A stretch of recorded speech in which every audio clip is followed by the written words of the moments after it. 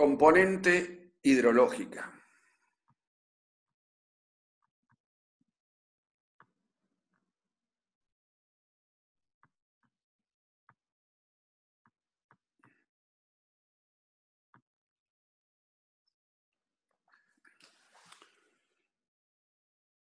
El agrosistema, según el enfoque de Seriani, estamos un subsistema sociocultural que es el que administra y regula el subsistema vegetal, el subsistema animal y el subsistema edáfico, que está a un grado muy alto de autonomía ecológica, que es el que da también el potencial que va a poder administrar el subsistema sociocultural. Desde dentro del enfoque de Seriani, la componente hidrológica es parte del subsistema edáfico.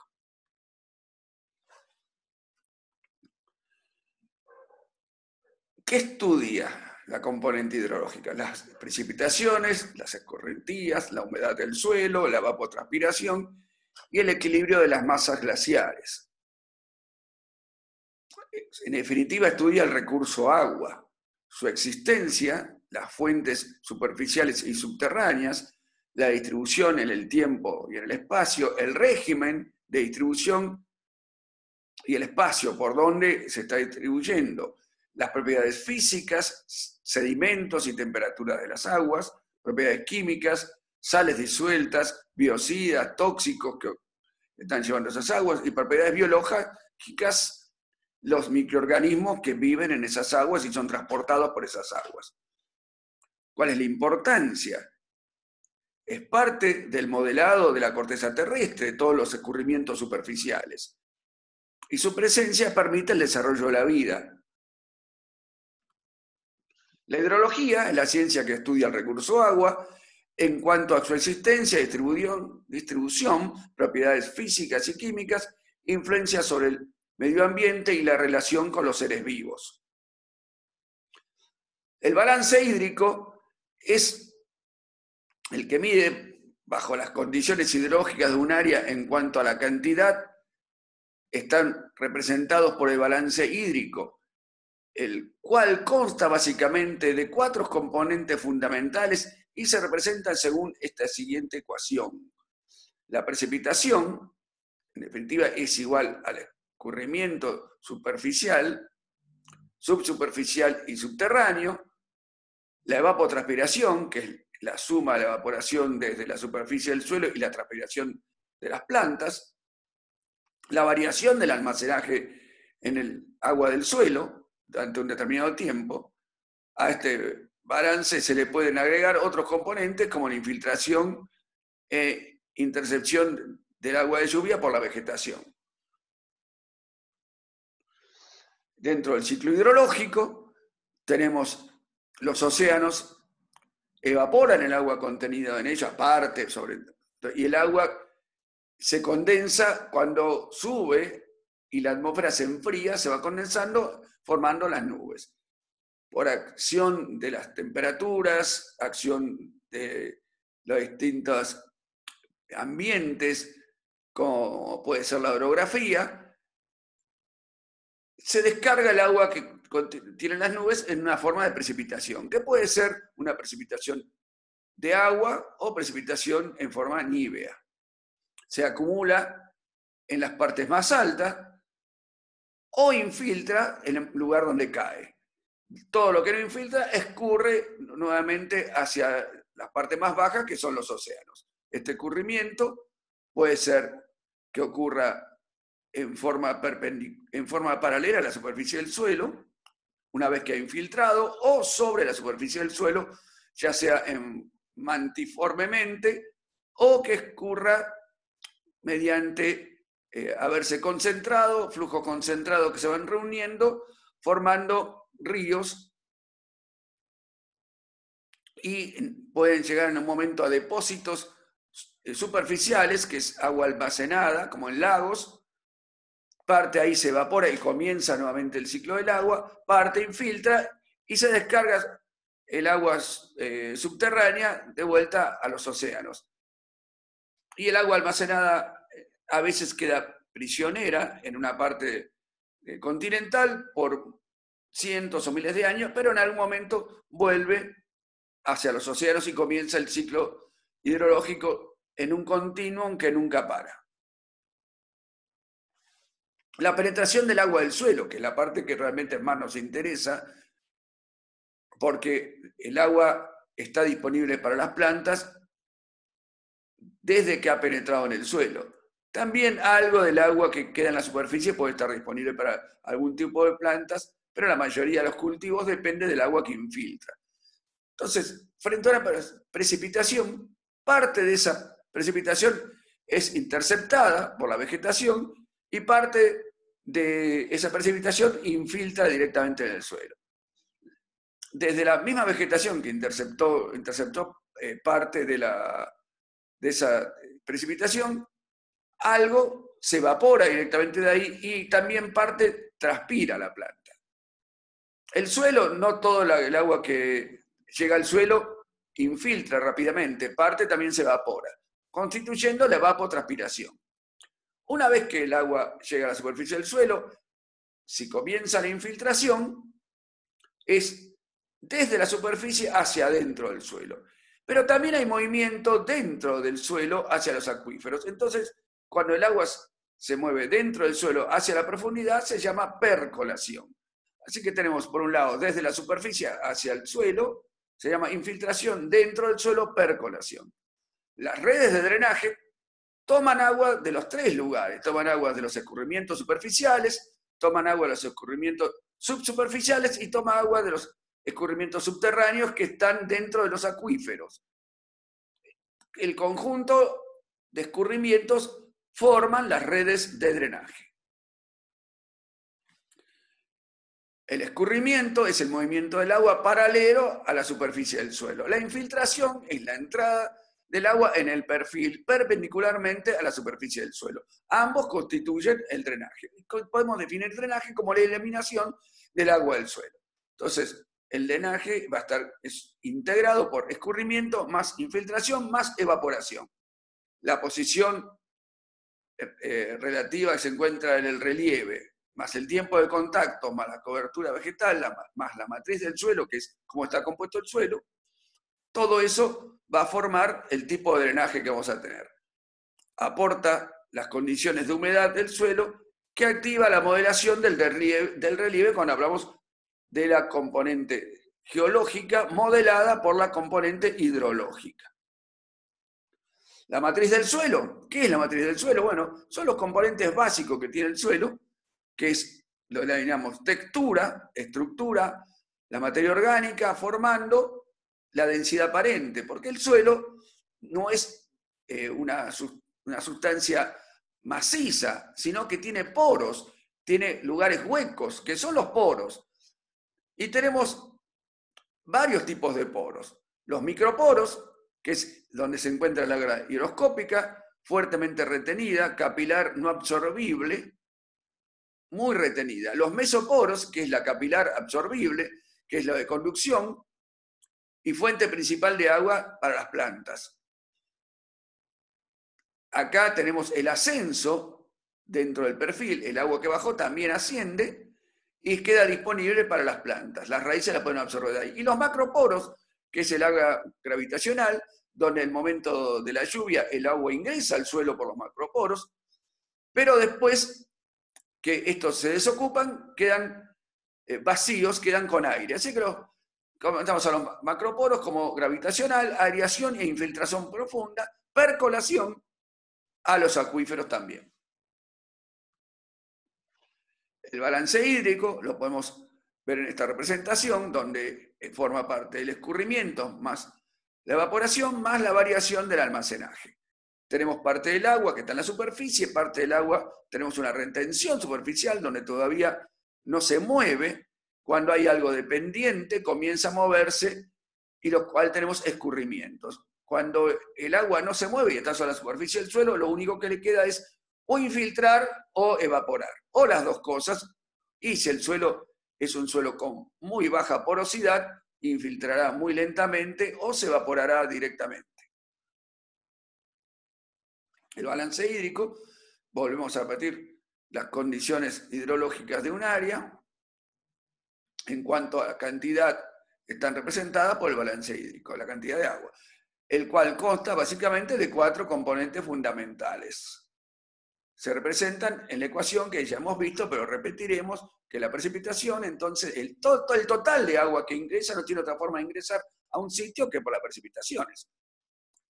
A esto tenemos que tener los escurrimientos superficiales, que por los cuales pueden abandonar el sitio, y subsuperficiales, la evapotranspiración, que es la suma de la evaporación desde la superficie del suelo y la transpiración de las plantas, la variación del almacenaje, que puede haberse incrementado con la lluvia, haberse repuesto con la lluvia, o puede haberse evaporado mucho más de lo que llovió, con lo cual siempre hay una variación de almacenaje que puede ser positiva o negativa.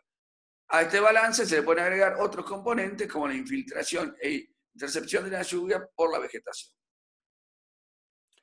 Agua en el suelo es la porción del agua que infiltra en el suelo y que queda retenida por este. La velocidad de ingreso del agua al suelo se denomina infiltración.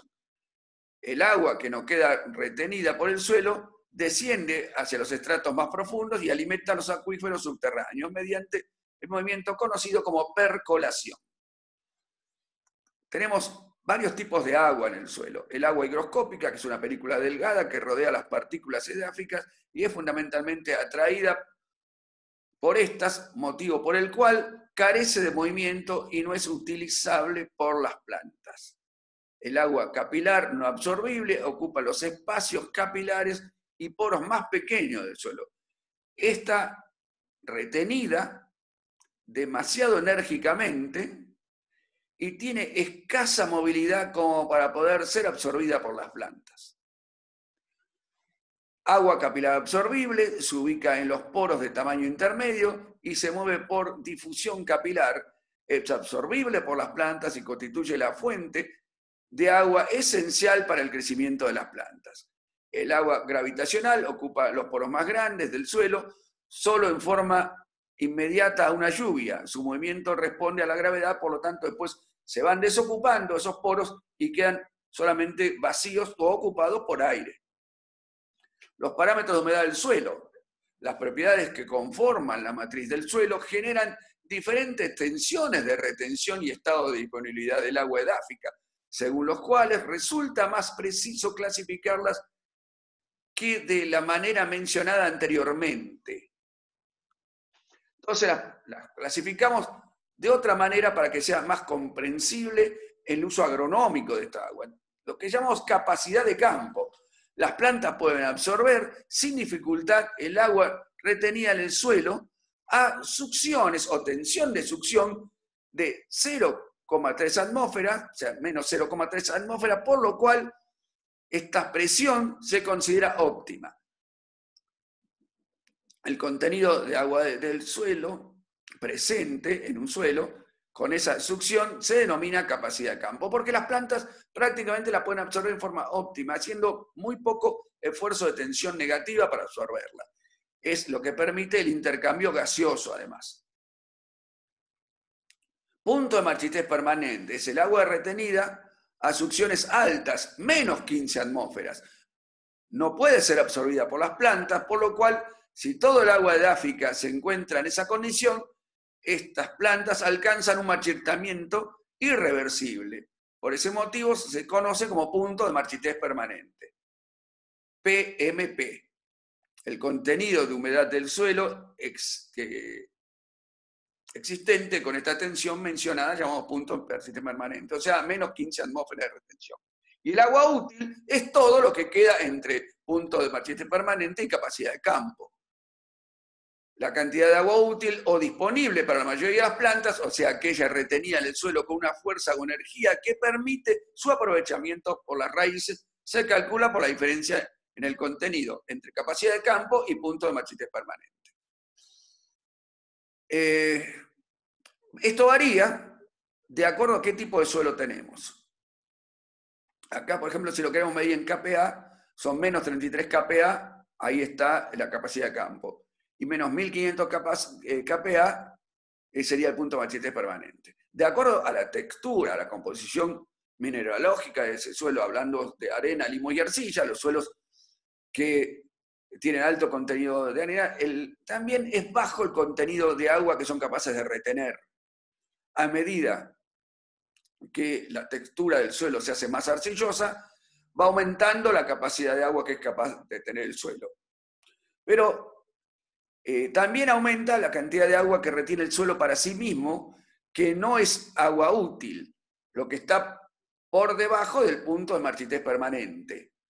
Pero el límite superior también aumenta, o sea, aumenta la capacidad de campo y aumenta el punto de marchitez permanente. Pero también la diferencia entre límite superior, o sea, capacidad de campo, y límite inferior, punto de marchitez permanente, también aumenta a medida que aumenta el contenido de arcilla en un suelo, hasta que llega un momento donde más o menos esa proporción se permanece estable. Entonces, el agua útil es todo lo que tenemos entre el límite superior y el límite inferior, o sea, entre capacidad de campo y punto de marchitez permanente, que varía muchísimo de acuerdo a la textura del suelo. En el esquema de distribución de agua en el suelo, tenemos que el agua ingresa y tenemos una región de humedad en el suelo, después tenemos una región intermedia, una franja capilar, llega al acuífero, y los acuíferos pueden estar formados por acuíferos freáticos, los freáticos cerca de la superficie, o acuíferos artesianos a los cuales hay que llegar mediante una perforación, porque hay una capa poco permeable que no los deja ascender. Entonces se hace una perforación y llegamos al acuífero artesiano, que el agua puede extraerse por bombeo o porque también surge en forma de surgente o semisurgente. Cuando, por ejemplo, acá tenemos un arroyo o río que viene erosionando el suelo, cuando llega al nivel freático, lo que llamamos llega al nivel de base, y ese arroyo tiene agua permanente porque está, digamos, surtido por el nivel freático. Otros, en cambio, solamente tienen agua en los momentos de lluvia y momentos posteriores son llenados estos cauces por los escurrimientos superficiales. Y los escurrimientos subsuperficiales, pero cuando se agotó el agua esa, el cauce está seco. En cambio, hay otros que siempre tienen acceso al nivel freático y tienen una cantidad de agua, aunque sea baja, todo el año. El porcentaje de agua presente en un suelo según su estado y estructura. Tenemos tres tipos de textura, según su estado y textura, perdón. Tenemos texturas gruesas, medias y finas. Las gruesas son las arenosas, las finas son las arcillosas. Tenemos para comparar el agua a saturación, capacidad de campo, almacenamiento, que sería capacidad de campo A menos B, por detención, punto de marchitez permanente, humedad disponible, agua útil, lo cual entonces tenemos. Después de la textura, más o menos en texturas gruesas, 47%, 54% en las medias y 50% en las finas. Capacidad de campo estaría aumentando también con las texturas más finas, 27%, 30% y 38% para las más finas. Almacenamiento, 20%, 24% en las medias, 12% en las finas. Punto de marchitez permanente, 10%, 11% y 15% respectivamente. Agua útil o agua disponible, 17% en las gruesas, en las medias 19% y 33% en las finas. Acá tenemos una representación de un balance hídrico mes por mes para el General Pico en La Pampa, donde tenemos el consumo de agua en azul, la recarga del perfil en verde y la deficiencia hídrica en rojo. ¿Con qué se va a recargar el perfil? Con las lluvias. Entonces tenemos, por un lado, una línea gruesa de la precipitación, una línea punteada de la evaporación potencial y una línea en zigzag que forma la evapotranspiración real. La diferencia entre lo que ingresa y lo que sale por evapotranspiración forma lo que es la diferencia del agua que ponemos disponible en el perfil del suelo. Aguas corrientes superficiales. Las aguas corrientes que se desplazan sobre la corteza terrestre en forma permanente y según los desniveles del terreno se denominan ríos. Estos desembocan en reservorios continentales, lagos, lagunas o marítimos, océanos. El volumen de agua que circula depende de la existencia en el área de acumulación, nacientes o cabeceras, y de las precipitaciones que se registran sobre los cursos durante el recorrido.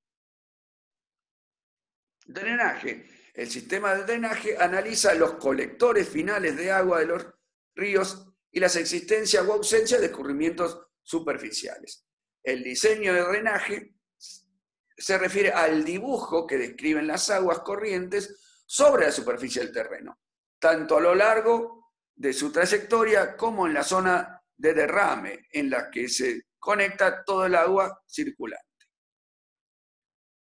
Entonces, una red de drenaje,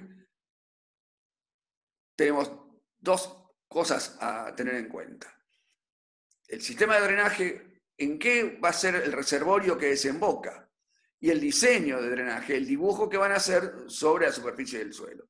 Así tenemos, de acuerdo a dónde se derrama todo el reservorio, a qué reservorio de agua va, puede ser exorreico cuando termina ese curso final en los océanos y mares, endorreico cuando termina dentro de un colector interior, dentro de un lago o lagunas, y arreico cuando desaparece en el terreno, se pierde por infiltración o por evaporación. Y de acuerdo al diseño, vamos a tener angular, asociado a zonas con mucha pendiente, dentro de lo que serían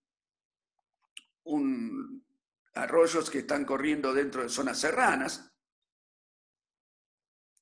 dendrítico, que van formando como si fuera un tronco principal al cual van ramas, que son los ríos y arroyos que colectan agua y se terminan conduciéndose hacia un colector principal, que es el río. Meandroso, que va haciendo zigzag, formando curvas durante el camino. Zigzag exactamente no, porque en realidad son curvas redondeadas. Y anárquico, cuando una mezcla de todo no responde a algún característico que podemos definirlo bien claramente. Así tenemos, por ejemplo, el meandroso. Fíjense que la pendiente del terreno es muy suave y el agua va buscando aquellas partes que tiene una pequeña diferencia de pendiente, con lo cual va haciendo en su trayectoria curvas muy suaves. Acá tenemos en una naciente donde el agua de lluvia se va concentrando y donde sale arrastrando gran cantidad de material antes de empezar a concentrarse y escurrir y moverse por el drenaje, moverse formando arroyos y ríos, y acá ha arrastrado gran cantidad de material formando un cono de deyección. Acá tenemos un dendrítico, como se puede observar, es como las dos ramas de un árbol que se unen a un tronco. Por eso dendrítico viene de dendrología, que es la ciencia que estudia los árboles. Dendro es el árbol. Acá tenemos un diseño angular, fíjese que estamos en un paisaje abrupto, en un inicial desde el punto de vista geológico. Estamos acá viendo que forman ángulos, son como la pendiente es muy alta, tienden a ser más rectos, y en el momento en que se encuentra con una roca más dura, como podemos observar abajo a la izquierda, cambia la dirección del arroyo en 90 grados. Acá tenemos un colector continental, o sea, un lago o laguna. Cuenca. Cuenca es el territorio, el término cuenca es un territorio, se refiere a una superficie con drenaje común limitada por otras divisorias de agua topográficas, donde son aguas que van hacia otra cuenca. O sea, una cuenca está limitada por una divisoria de aguas que le llamamos divisorias topográficas, donde el agua va hacia otro lugar. Cada cuenca puede dividirse en subcuencas y microcuencas cuyas propiedades dependen fuertemente de la relación con el suelo y el paisaje en que se encuentra cada una. por lo cual presentan mucho valor como unidades de planificación. Acá tenemos un esquema de una cuenca que tiene forma de hoja, donde tenemos un colector principal o cauce principal y microcuencas o tributarios que vuelcan sus aguas al colector principal. Pero tengamos en cuenta que cada tributario a su vez es otra cuenca. Entonces, el punto de interés lo fija muchas veces el que está estudiando la cuenca. Acá se ha fijado donde esta cuenca, que está compuesta por otras microcuencas, se une al río, y el punto de interés ahí se ha fijado en el punto donde se une al río. Pero también se podría haber fijado donde la microcuenca se une al cauce principal. En la parte más arriba tenemos las nacientes de la cuenca, donde están las vertientes que vuelcan su agua a los colectores, tanto microcuencas como colector principal. Y esta línea, que es una línea que no existe en la realidad, hay que trazarla, pero sí existe para las aguas. Las divisorias de agua, donde lo que llueve va hacia adentro de esta cuenca y otra parte va hacia adentro de otra cuenca lindera. Así, la cuenca como sistema abierto, desde el punto de vista de materia y de energía, tenemos sistema, energía, materia e información. Todo esto en la cuenca, que tenemos un subsistema físico y un subsistema socioeconómico. Tenemos el clima y el suelo dentro del sistema físico, el tipo de relieve y la vegetación que van a interceptar estas aguas y van a absorber estas aguas. Hay todo un subsistema de infraestructura, caminos, ciudades, otras instalaciones que también van a perturbar el movimiento de las aguas. Y el subsistema económico-social, que tenemos los distintos tipos de provisiones agropecuarias, industrias y servicios que se dan en ese lugar donde se encuentra la cuenca, comercio y eso. El subsistema político-administrativo, donde tenemos las leyes, instituciones encargadas de regir la administración de esas aguas, en el caso de que las aguas vayan a conducirse o a utilizarse para riego. No es libremente, sino hay toda una administración pública que ya ha legislado cómo es el uso de las aguas. De la cuenca que salen productos primarios y secundarios, desechos, solutos, aguas y sedimentos que son externalidades de la cuenca que van hacia directamente o hacia los mares, que pueden ser contaminantes o no, o simplemente son solutos y sedimentos típicos del movimiento y arrastre de materiales geológicos naturales, o pueden ser también restos de toda la actividad humana. Si vemos las redes hidrográficas de la República Argentina, fíjense que tenemos la mayoría de nuestras cuencas son con salida directa o indirectamente al Océano Atlántico. Así tenemos la gran cuenca del Plata, con muchísimos afluentes importantes, Paraná, Uruguay, con una zona densamente poblada de cursos de agua. Tenemos la provincia de Buenos Aires también con salida ya sea al Paraná o al Río de la Plata directamente o al Océano Atlántico. Cuencas interiores, algunas desembocan dentro de reservorios de agua continentales, ahí se ven bastante, y cuencas sin desagüe, que también tenemos algunas en el área patagónica, y en el área central del país también tenemos algunas cuencas sin desagüe, o sea, arraicas. Esta es la densidad de cuencas en función de la pendiente que tenemos en la provincia de Buenos Aires. Fíjense que hay toda un área que no tiene pendiente ni tiene densidad de cuenca. Y la otra, si tenemos la densidad de drenaje por kilómetro cuadrado, los más intensos siempre son hacia el este de la provincia de Buenos Aires, bajando mucho en la zona de la depresión del Salado, porque la pendiente es muy baja, y vuelven a ser intensos a medida que entramos en la zona serrana, donde tenemos mayor pendiente. Pero hay una zona donde directamente la densidad de drenaje por kilómetro cuadrado es 0, que es toda la parte de la pampa arenosa. Las cuencas socioeconómicamente más importante es la cuenca del Plata, donde contribuyen a ella aguas que provienen de países como Brasil, Paraguay, Uruguay y Argentina, y hasta una parte de Bolivia también. Así que tenemos 5 naciones que están contribuyendo con sus aguas a la Cuenca del Plata. Socioeconómicamente es la cuenca más importante de América del Sur, porque citamos 5 naciones, de las cuales 4 aportan muchísima cantidad de agua a la Cuenca del Plata, densamente pobladas de curso de agua. Encontramos Brasil, Paraguay y toda el área noreste de la Argentina. Esta es la cuenca socioeconómicamente más importante y políticamente más importante, yo diría, de toda América, por la cantidad de países que recorre. Una cuenca también muy importante socioeconómicamente, pero que está prácticamente contenida casi toda, la mayor parte está dentro de un solo país, es la cuenca del Mississippi, también muy densamente poblada de contribuyentes o tributarios del Mississippi. Tenemos muy importante el Mississippi y el Missouri.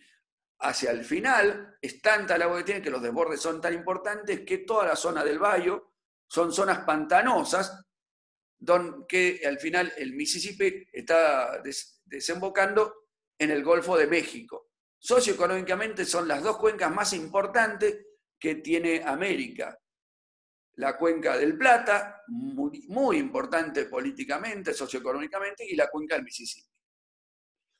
Acá, como un detalle, tenemos que dentro de la Cuenca del Plata, uno de los tributarios también muy importantes es el río Iguazú, el cual ha sufrido un desplazamiento, un ascenso de una parte y un descenso de otra, donde hoy se encuentran las cataratas del Iguazú. Unas actividades de autoaprendizaje, tenemos que dentro de la componente hidrológica, describa el ciclo hidrológico en la atmósfera y en los suelos. ¿Cuáles son los componentes del drenaje? Concepto de cuenca, tipo de cuenca, concepto de diseño y sistema de drenaje, cuáles son las formas en que el agua se puede encontrar en el suelo, qué entiende por agua útil para las plantas, relación entre la hidrología y el relieve de la corteza terrestre.